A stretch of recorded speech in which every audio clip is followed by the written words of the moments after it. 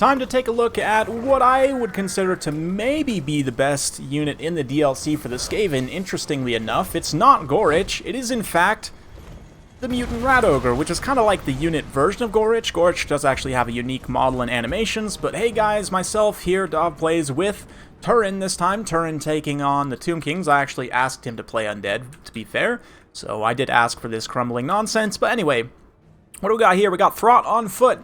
Brought the Unclean with a Plague Priest, of course, for some summons. The Regiment of Renown Abomination has to be one of the best named RWARs in the game. The Thing, yes, the Thing is here. The Thing, basically, it gets this damage spike, fluid injection, gives rampage, but it gives melee attack and more base and armor-piercing weapon damage. The Regiment of Renown Mutant Rat Ogre here, Morskatar's Hellion. So this guy's special ability is he's got Zap. Yep, that's right, he's got Zap on his melee attacks. So every time he hits, anything that has an ability, he'll give a plus 10 ability recharge time, which is going to be extremely powerful in certain matchups. He also has this, Warp Discharge if he's in melee, 15-second cooldown every 2 seconds, he lets out a little burst AoE, which is okay. It's definitely nothing super insane, but it's there. And yeah, we got 2 Globadiers, single Storm Vermin, we've got a Packmaster up on a Brood Horror for some extra healing, and some Wolf Rats already out there getting tangled with Nehekar Horsemen. Speaking of which, double Casket, and we've got a Hero Titan here, Cetra the Imperishable as well, up on his War Sphinx, bunch of Spears and Halberds. Turin kind of wanted to test out the new kind of mass changes to see if these Spearmen and Halberds would be more effective versus my monsters, so it'll be interesting. The Caskets don't have amazing targets to shoot at, but shooting the Storm Vermin and these Poison Wind Globes is definitely pretty solid. Poison Wind Globes, although they're very cheap, they can punch way above their cost. But here comes the Thing, charging through the front line. Unfortunately, just makes contact with skeletons there. Spirit Leech on Throt, and then here comes... Oh no! Yes, that's correct. At least as things currently are, the one thing about... the Mutant Rat Ogre, that Gorich does not suffer from this problem, it seems, but the Mutant Rat Ogre does get absolutely catapulted sometimes. That being said, the Zap on contact here I still think makes this thing exceptionally strong. It should be noted that the Mutant Rat Ogres do not heal, unlike Brood Horrors and the Hell Pit Abomination, right? So you do have to heal it from Gorich, and currently it's not really participating in combat. Creature Killer active though, bonus versus large on everything, including the summoned Rat Ogres here, which is going to be quite nice. You can see Cetra is taking a pounding from that. Caskets then drop some shots in on there. Meanwhile, the rest of the battlefield, it's basically just a giant melee. Nehekar Horsemen and Skeleton Horsemen kind of running around, chasing a lot of my chaff. I'm trying to squeak up and around here with those Wolf Rats, maybe get back at those Caskets, but the main kind of crux of the fight is all happening in this giant Monster Mash. Kind of nice, honestly. I've got the menagerie of... Clan Molder monsters here between the Mutant Rat Ogre, Hell Pit Abomination, the Thing, and of course the Brood Horror being ridden by the Packmaster. We've got one of each monsters, and that just kind of makes me happy. I can't say exactly why, but it's nice to have some variety. And Cetra also, not only Cetra, but yeah, not that the Hero Titan could really get free to try and use his Shem's Burning Gaze anyway, but just... considering this guy has a faster attack interval than 10 seconds, you can basically just keep this, and I need to do some testing on this to see how strong it actually is, but in theory, if you have this guy stuck to a lord, a legendary lord, like especially let's say for the vampire counts, for example, they probably aren't going to be able to use any spells or abilities like whatsoever. Again, I need to do some testing. I don't know if it's super consistent, but in theory, I think that should be correct. So yeah, Cetra definitely wants to avoid this Hellion as much as he can, and I do think that this particular unit will help a couple of matchups that are the Skaven's toughest matchups, generally against like vampire counts especially. Tomb Kings could also be trouble in the past just because that army-wide fear is so good against a low leadership faction like the Skaven. Now that you have a way to shut down these very powerful Lord abilities a little bit more consistently, and not to mention that, but if we just look at the Rat Ogre's stats here, he's pretty juicy. I mean, not quite 500 weapon strength, 460, 345 AP, 72 attack with that Frenzy active, and 65 charge. It's like not quite as much weapon strength as a Shaggoth, but the attack and charge are pretty much on par. considering how much of a smaller target this boy is.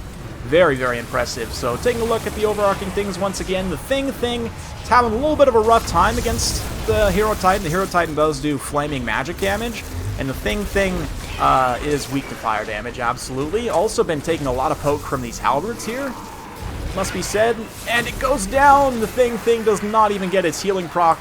Unfortunately, poops out some Skaven Slave Spears, and they're going to go to town here. A Tomb Guard with halberds, let's check in on the damage on them. The Skeleton Spearmen also. Not that much value in terms of damage. Let's see, can I actually get the Tomb Guard's card? Tomb Guard's card, that's hard to say. Yeah, see, they got only 4 kills, but a lot of damage value against the Thing. Absolutely paid for themselves.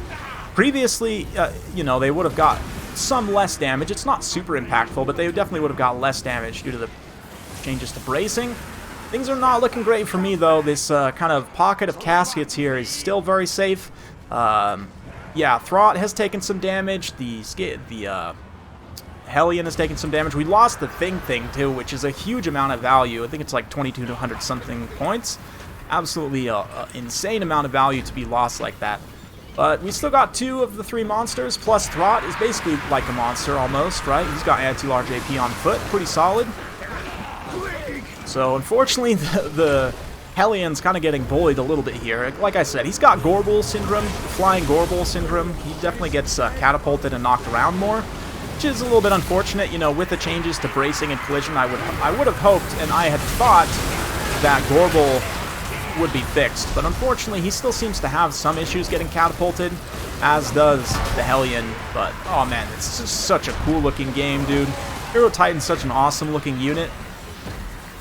And at this point, the Brood Horror, everything else stacked up on him. He's definitely having a pretty rough time. There goes the Hellion once again. You can see he's been healed up fully from that remoldered ability. I didn't catch it while I was active, unfortunately, but if we take a look at the healing cap space, you can see he's used up almost all of his healing cap here. So dedicating both of those remoldered abilities from Throt to this one monster, I think is very good value, considering how hard it hits, how good it is at shutting down enemy, especially like top-tier caster monster lords. Like, it fights them well in melee, and it can shut down their casting. So, you know, the likes of, like, again, Mazdamundi, literally any vampire lord. Cetra certainly falls in that category as well. Somebody like Marathi or Malekith, you know, those kind of top-tier combatants, caster combatants, right? And, oh man, the Summon Dushabti come in, not quite in time. The Hero Titan's gonna fall.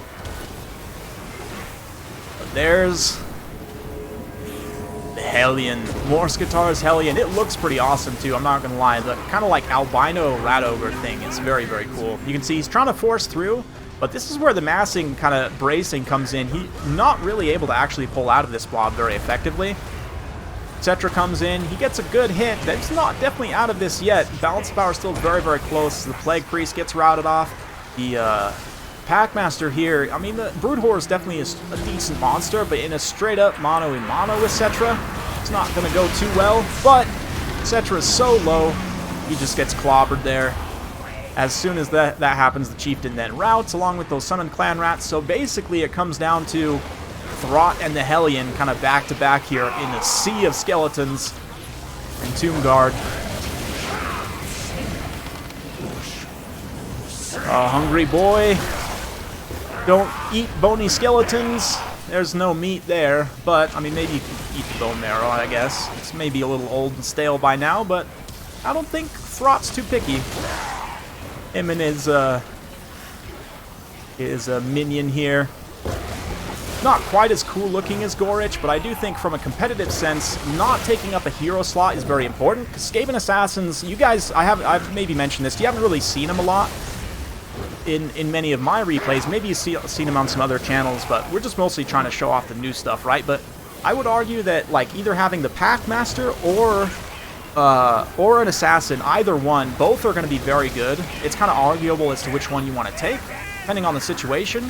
But since Gorich takes up one of those hero slots that's so important, I think just in a competitive sense, I do think just because of that, the Mutant Rat Ogre, the regular one, and the ROR are just that much better. And the ROR, especially because of that zap ability, absolutely insane. I need to try this guy out against vampire counts as well, but I have to say, very happy with his performance here. Definitely definitely carried the game for me in a big way.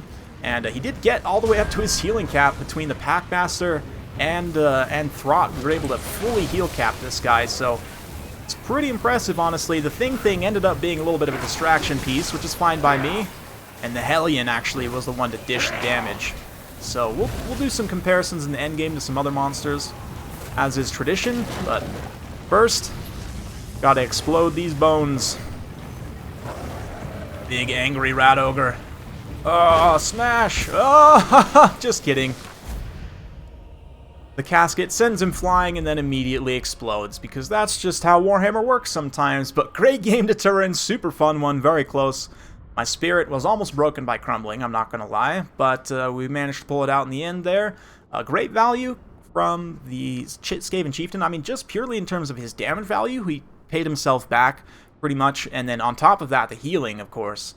Throt also basically didn't quite get his own value in terms of damage, but the healing definitely on the Hellion was great. And the Hellion, I think, we'll check here, I want to say it's right around like 16,000 to 18,000 points.